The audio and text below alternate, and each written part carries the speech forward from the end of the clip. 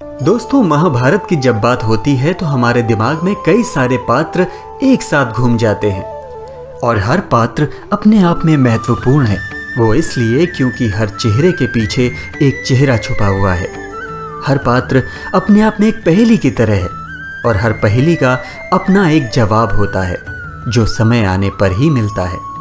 और आज हम महाभारत की एक ऐसी ही पहेली का जवाब तलाशेंगे कि आखिर कुरुक्षेत्र के मैदान से श्री कृष्ण कर्ण को देखकर अचानक क्यों भाग खड़े होते हैं। ये बात उस दिन की है जब मृत्यु शैया पर लेटे भीष्म पितामह ने मृत्यु को गले लगा लिया। पांडवों के बीच पितामह को खो देने का दुख था, तो वहीं कौरवों के बीच हार का डर पूरी तरह से पसर चुका था। लेकिन तभी भीष्म की जगह मैदान में कर्ण आ डटता है, क्योंकि कौरवों का सेनापति बनने के लिए भीष्म ने शर्त रखी थी कि वो तभी कौरवों की कमान संभालेंगे जब सूत पुत्र कर्ण मैदान से बाहर रहेगा, और वो लड़ाई के मैदान में कौरवों का साथ देने तभी आ सकता है जब भीष्म की मृत्यु होगी। भीष्म की मृत्यु के बाद मैदान पर आते ही कर्ण ने पांडवों की सेना के बीच हाहाकार मचा दिया। द्रोण और कर्ण ने युद्ध के मैदान में अपने दांव पेचों से ये जता दिया कि कौरव सेना इतनी जल्दी हार मानने वाली नहीं है। जीत का पलड़ा अब कौरव सेना की ओर झुकने लगा था। ये देखकर पांडवों के माथे पर चिंता की लकीरें खिंच गईं। तभी कर्ण मंत्रोच्चारण करता है और उसके हाथ में एक अचूक शक्ति आ जाती है। ये देखकर अर्जुन के सारथी बने श्री कृष्ण रथ को तेजी से दक्षिण दिशा की ओर भगा कर ले जाते हैं। कृष्ण का यूं डर कर भागना अर्जुन की समझ से परे था। कृष्ण के चेहरे पर घबराहट देखकर अर्जुन से रहा नहीं जाता और वो कृष्ण से पूछता है, आखिर कर्ण को देखकर आपके डर कर भागने की वजह क्या है? ये सुनकर श्री कृष्ण कहते हैं कि मैं अपने सबसे प्रिय अर्जुन को खोना नहीं चाहता। अर्जुन कृष्ण की यह बात समझ नहीं पाता कि तभी कृष्ण अपनी बात को आगे बढ़ाते हैं और अर्जुन से कहते हैं, अर्जुन, कर्ण ने मंत्रोच्चारण कर जिस अचूक शक्ति को प्रकट किया है उसका लक्ष्य तुम हो। तुम्हारे ही वध के लिए कर्ण ने उस शक्ति को इंद्र से प्राप्त किया था। इसी वजह से मैं तुम्हें उससे इतनी दूर ले आया हूं, क्योंकि इंद्र की शक्ति की काट किसी के पास नहीं है। वो जिसे स्पर्श करेगी उसकी मृत्यु निश्चित है। ये सुनते ही अर्जुन सोच में पड़ जाता है। कृष्ण मुस्कुराते हैं और अर्जुन से कहते हैं, मैं इतनी आसानी से अपने प्रिय अर्जुन को खोने नहीं दूंगा। हमें कर्ण की काट तो ढूंढनी ही पड़ेगी। ये सुनने के बाद अर्जुन उम्मीद भरी निगाहों से वासुदेव की ओर देखता है और फिर अपना गांडीव उठाकर युद्ध के मैदान में डट जाता है।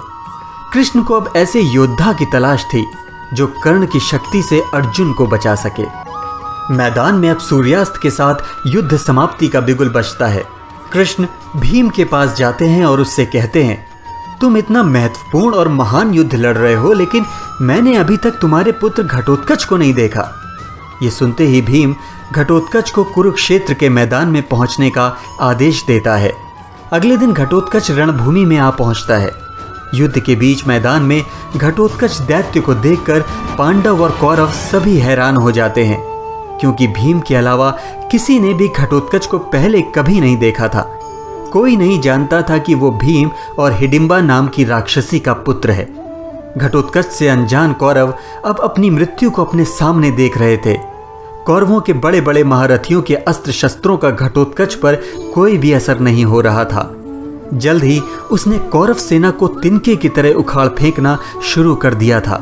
ये देखकर द्रोण कर्ण के पास जाते हैं और उससे कहते हैं कि इस महासंकट को केवल तुम ही रोक सकते हो।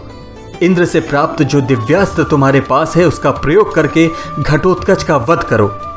ये सुनने के बाद कर्ण आचार्य द्रोण से कहता है, इस शक्ति का प्रयोग केवल एक बार ही किया जा सकता है आचार्य, और वो शक्ति तो उसने अर्जुन को मारने के लिए बचा रखी है।